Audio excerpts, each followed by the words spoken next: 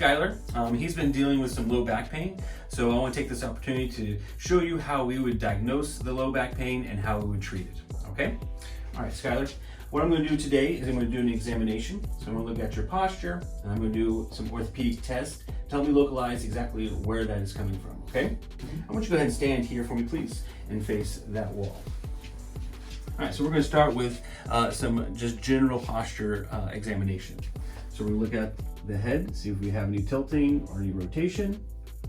As we can tell right away, his right shoulder is a little higher than his left.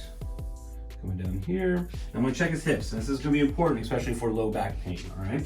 So I'll place my hands on your hips, okay? So as I'm looking in here, his right hip is a little higher than his left hip. So that would be a good place for me to keep looking. I want you to have, go ahead and lay on the table for me, please, all right? Face down, please. All right, so I'm gonna see if we have any imbalance of the pelvis, any rotation. As you can come, look over here real quick. You can see right now that his right leg is much shorter than his left leg, which again shows me that there's a lot of issues going on in that right hip. So we're gonna do some orthopedic tests here. All right. Is there any pain when I do this? No. Okay. How about any pain when I do that? A little bit in the right hip. Right in through here? Okay. How about out here? No. All right. Now we're gonna check this side here. Any pain with that one? A little bit in the right hip. A little more right in there. To the right. A little bit more out in here. Good point. Right there. Okay. How about out there? Any pain there? Nope. All right. In here? Nope. Okay. Very nice. All right. Any pain when I pressure it? A little bit in the hip. Yeah, right in there. Okay.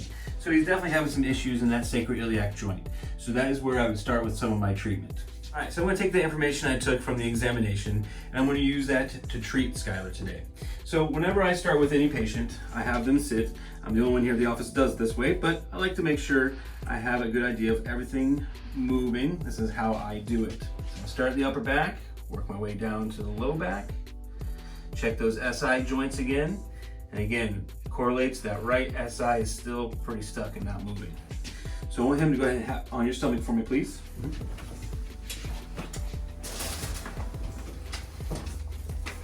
Okay. So again, we're going to focus on that sacroiliac joint, but the sacroiliac joint has a lot of muscles that attach to it. So we have the multifidus that come down, attaches right there, and then piriformis that comes on over here. So we'll first stretch out that piriformis muscle. So to do that, I grab the muscle and then I stretch it out by taking it through its full range of motion.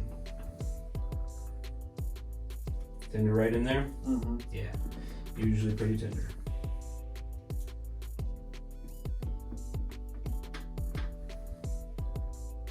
Oh, right there. Yep. Yep. Almost tickled. Sometimes that can happen.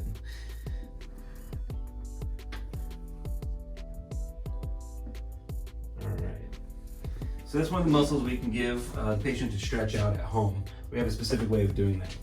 So now the table is going to pop up underneath of them. And I'm going to take my contact on that sacroiliac joint and it's going to pop back down. Do it a couple times, make sure you got some free movement in there.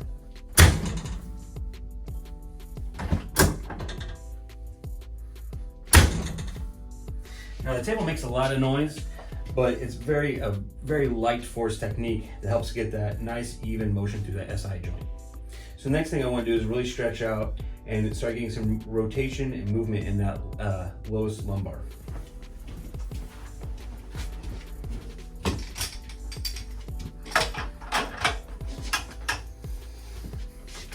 So this table is going to start swinging back and forth, help giving me some rotation in that lowest lumbar there.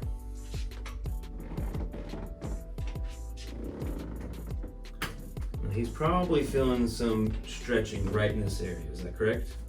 Yeah.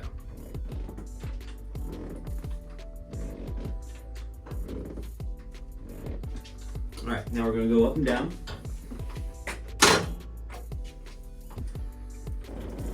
Again, stretching out, decompressing the disc space, opening up the joint spaces in between each of the vertebrae.